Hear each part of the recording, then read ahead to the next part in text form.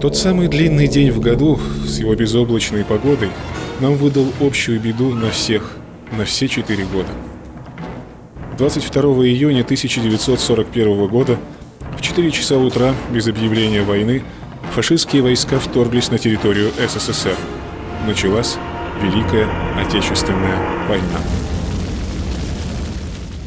Как война началась, я еще молодой был.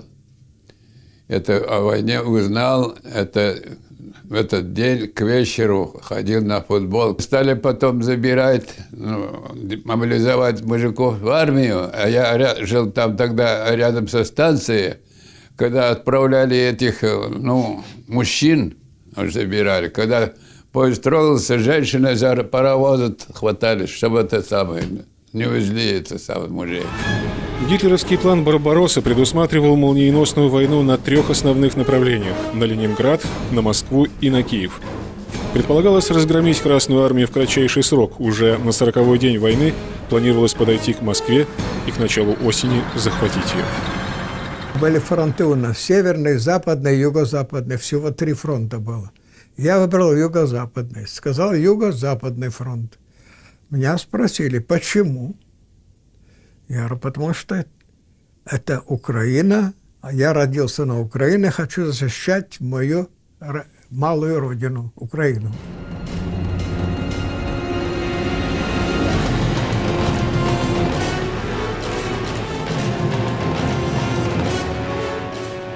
Первые бои воспринимали совершенно по-глупому, потому что мы знали, пока у тебя оружие в руках, есть карм-автомат, или ты из орудия стреляешь, все хорошо. А после, когда что-то случилось с оружием, и надо брать уже штык и идти, так сказать, прикрываться, когда первые были бои с немцами на Днепре еще, пришлось в рукопашную уходить. Постепенно мы привыкали, учились, как воевать. 18 еще не было. Сразу на фронт. И вот меня, как можно сказать, мальчика, 18 лет нет, командиром минометной роты направили.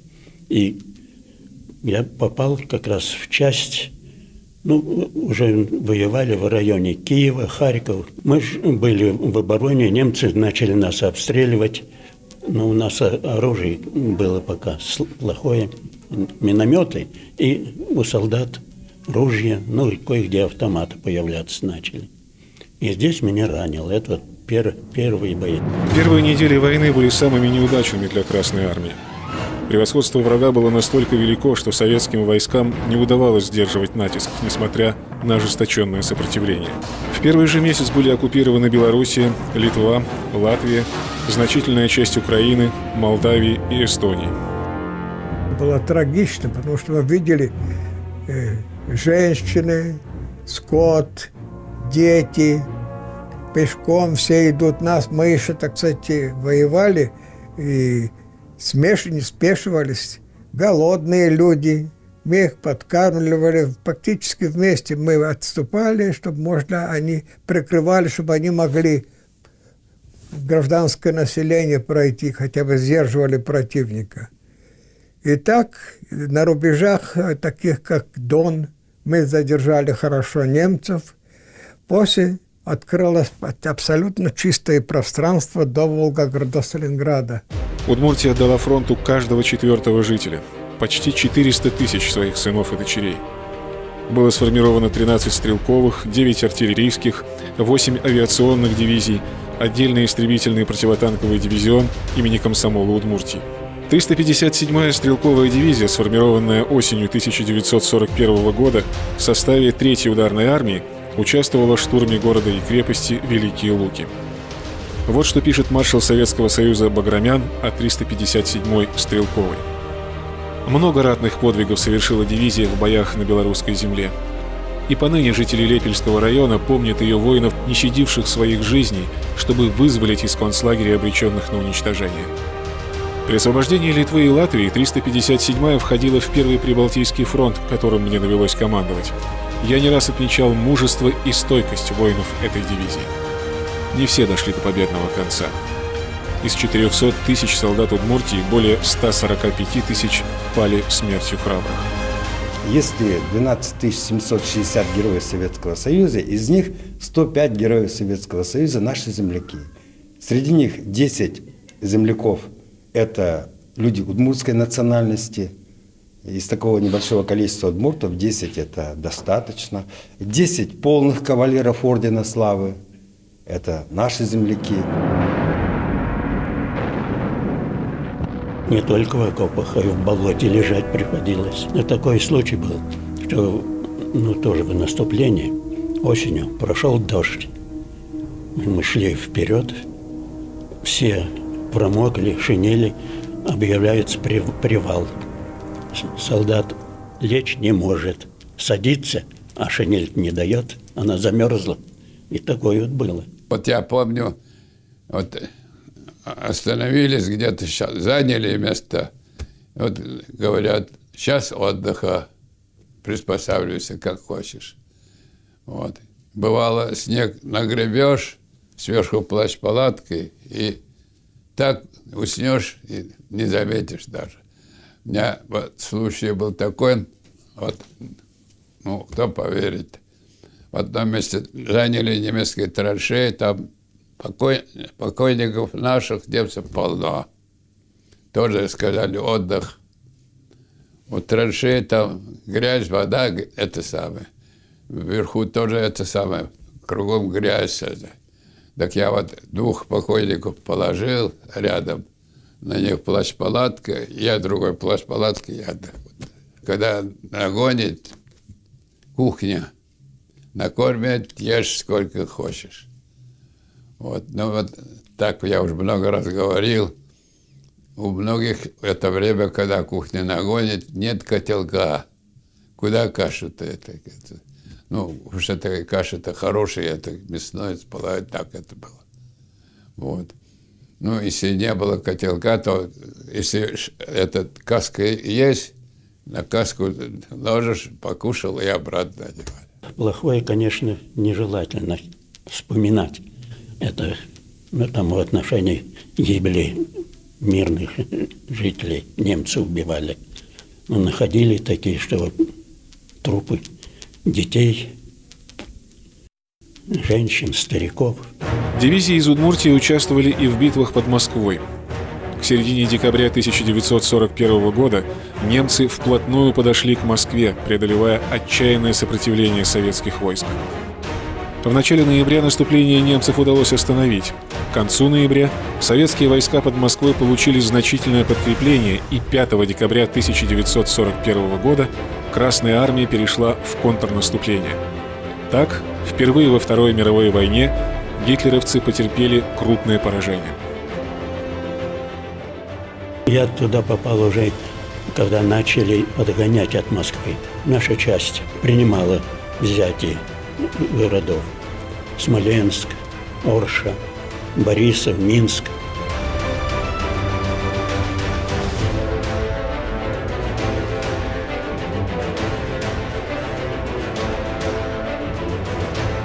В ноябре 1942 года, 1942 года в ноябре месяце, одел солдатскую форму. Сразу попал в танковые войска. Танковые. Вначале был там радистом, а затем заряжающим и командиром орудия Су-152. Тяжело привыкать было, но привыкли и к боевой обстановке, к войне. Как в порядке вещей знали, лопату из рук не уходила. Первым делом окопаться. А чтобы закопать танк, как 36 кубометров земли надо перелопатить. 4 человека в экипаже до поту работали. Удмуртия была основным поставщиком стрелкового оружия для фронта. Уже в январе 1942 года за сутки республика вооружала 1 стрелковую и 1 авиационную дивизию. За годы войны ижевские заводы дали фронту более 11 миллионов единиц стрелкового оружия. К ним нужно прибавить 7 тысяч авиапушек, 214 тысяч пулеметов, 131 тысячу противотанковых ружей, 692 тысячи пистолетов. Пулемет – это очень тяжелая штука. Вот один только щит, только вот это щит только 8 килограмм, так? А одна коробка с пулеметами, это заряженная лента, это 250 патронов, лента коробкой. Это 10 килограмм. Вот все это на себя таскали. Потом сам ствол тяжелый. И потом этот хомут, мы называли это самое, станок-то самое, это, куда устанавливаешь щиток и ствол это самое. И вот так вот одевали, на себя таскали. Вот. А потом зимой иногда приспосабливали на лыжи, это самое, если получалось. Лучший танк Т-34, лучший мировой танк. Он и до сих пор славится. Замену ему нет. Это танки были действительно настоящие, боевые танки. И простые, в обслуживании, доступные, но танки мощные были. В декабре 1941 года началось строительство легендарной железной дороги Ижевск-Болезино протяженностью в 146 километров. Оружие, которое и продукция, которая изготавливалась на Воткинских и Ижевских заводах, в центр России шло сутками. С появлением такой железной дороги, рокадной железной дороги, Ижевск связывается с северной веткой, и теперь буквально несколько часов, и оружие уже было на Северном фронте. Это было очень крайне важно и выгодное строительство. Поэтому так и секретно оно происходило. Под большим секретом стройка номер 38 она обозначалась и охранялась войсками НКВД. Два партизанских отряда, сформированных в Удмуртии в 1942 и 1943 годах, были отправлены в Ленинградскую область. Отрядам приходилось выполнять боевые задания в нечеловеческих условиях, в лесной заболоченной местности, почти не получая продовольствия и медикаментов, находясь в окружении врага и живя под открытым небом. Немцы еще осенью 1941 года отрезали все подступы к городу-герою. Героическая оборона города длилась почти 900 дней. Уже в октябре уже был голод. Уже в магазинах абсолютно ничего не было. Мы передавали друг другу, что вот там хлеб почерствее. Нам главная забота была хлеб почерствее купить. Трупы валялись, прямо вот валялись. И я один раз иду за хлебом, вот вскочила рано, обижать эти булочные, чтобы найти почерствее хлеб. И вот старик вот передо мной, старичок, я вижу, высокий, худощавый, шапка такая, трюх, пальто черное, валенки. Вот мне эти валенки так бросились и до сих пор. И вот он стоит, качается, и он упал. Я подбежала, он еще живой. Я туда-сюда закричала: помогите, помогите, но кто поможет? Лишь в январе 1943 года советским войскам удалось прорвать блокадное кольцо, и по отбитому у врага узкому коридору шириной всего 8-11 километров началось бесперебойное снабжение Ленинграда продовольствием и оружием. Когда уж объявили о полном прорыве блокады, а это 27 января 1944 года, еще ни один фильм, еще ни одно художественное произведение в виде романов Чуковского там значит, не отразили той радости, которая была.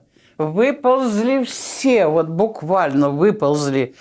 Я видела одну женщину, которая вот так вот, знаете, на руках и ногах спускалась, вот передом-то не могла, так вот она задом спускалась, видимо, головокружение сильное. Ага, и все.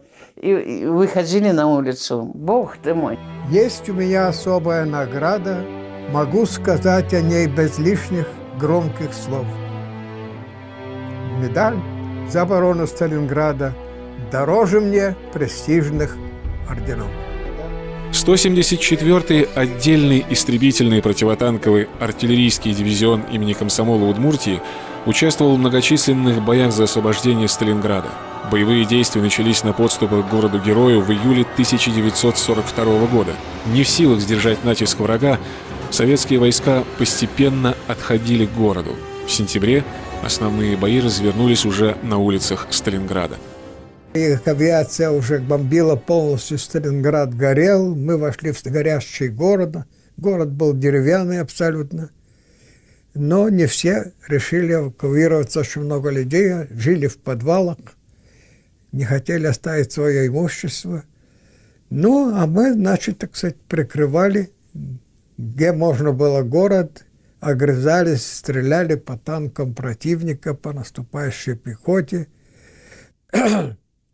Я служил в гаубичном полку, это тяжелая артиллерия, на большие дальности стреляли, но пришлось стрелять по малым целям.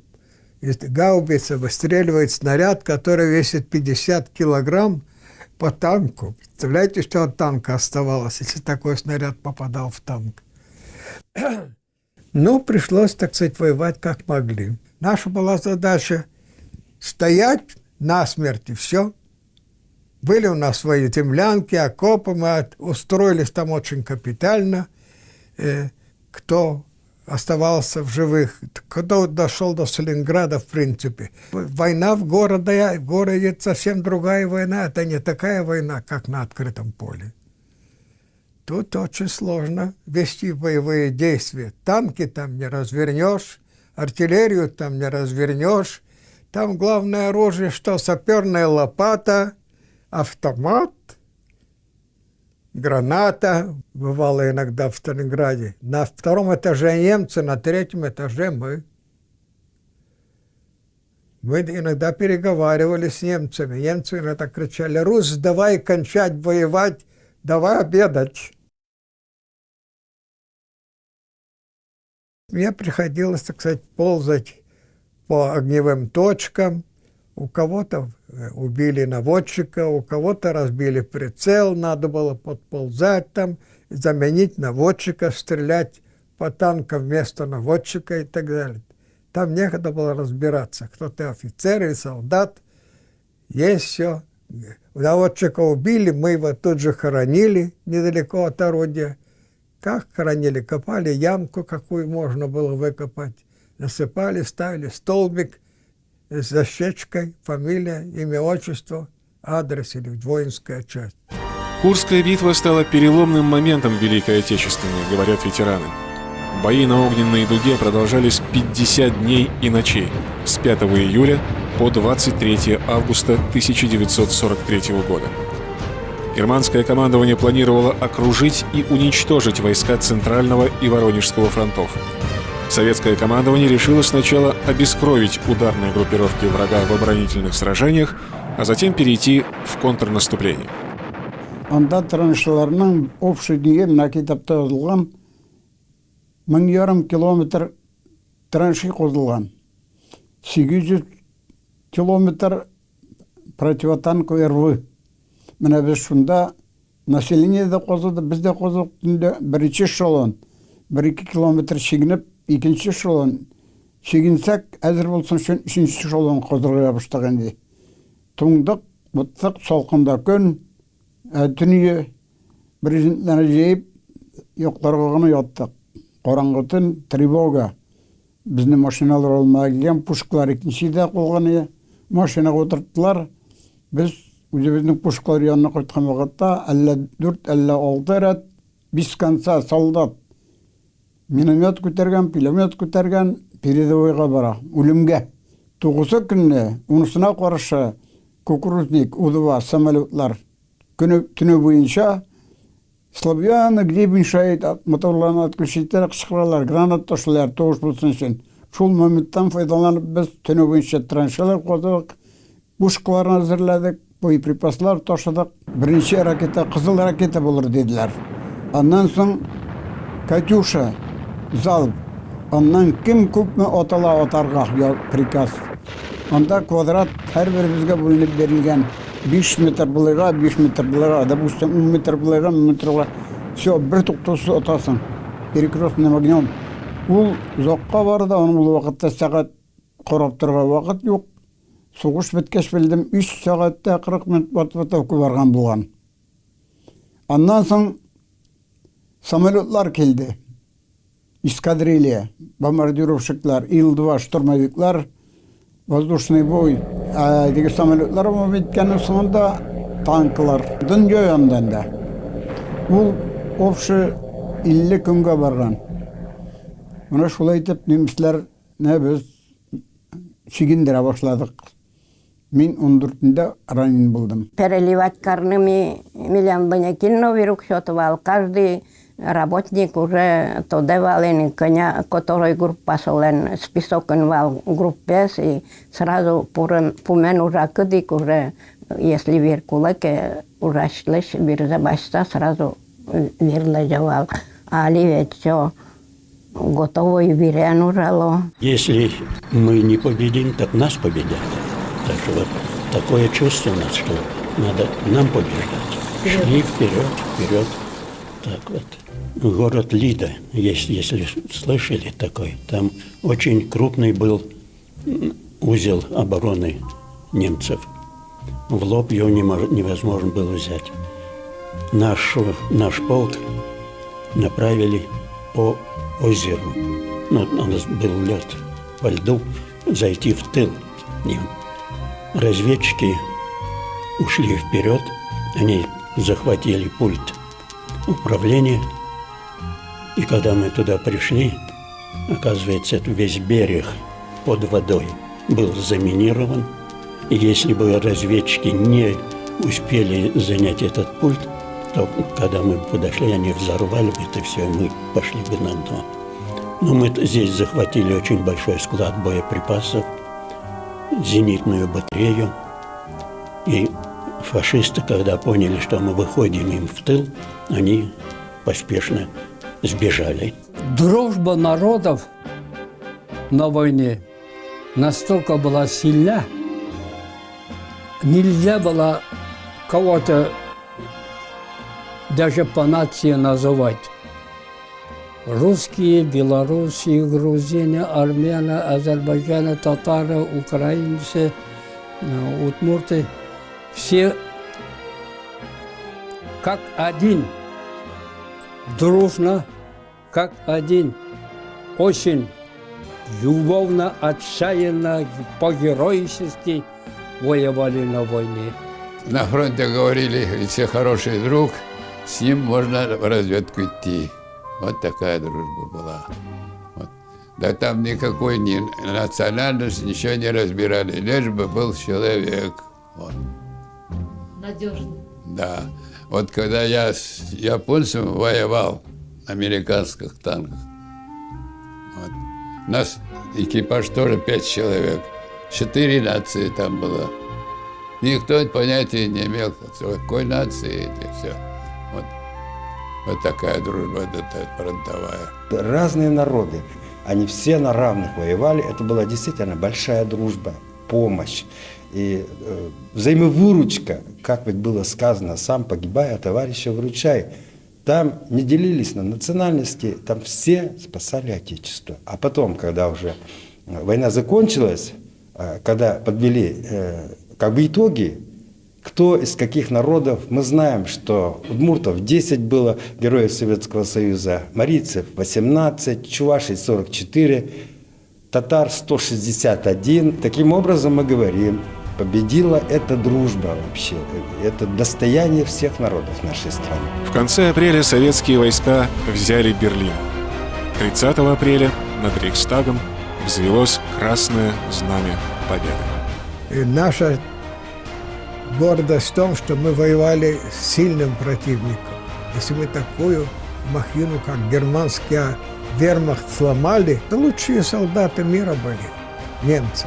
И нам 9 мая нам сказали, что последний очаг сопротивления в Праге был закончен, для вас война закончилась. Від імені 8 мая старшина Липти з землянками. Девочки, що війна кончилась. Капитуляция, что что такое шком? Война-то кончилась. И давай обниматься, о, как шум потеет. Пришли с поста ночь, уже вечером, а это ребята, некоторые в другом немецких домах мы, некоторые в одном комнате, значит, карты играют, некоторые там. Я пошел в другую комнату, я буду спать, я говорю. Я уснул, Пуковский, старшина звание, командир орудия тоже, я тут командир орудия. Вот, заходит ко мне, Татарчук, вставай, война конец. Я стою, ухожу над Кенигсбергом, трассирующими стреляют, прожектора, я тоже с автомата стреляю.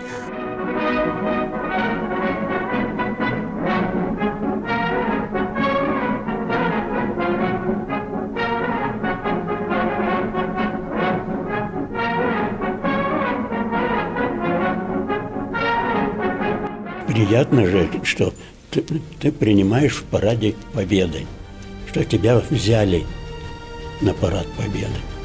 Так что был, да, ну что ли, удовольствие высочайшее.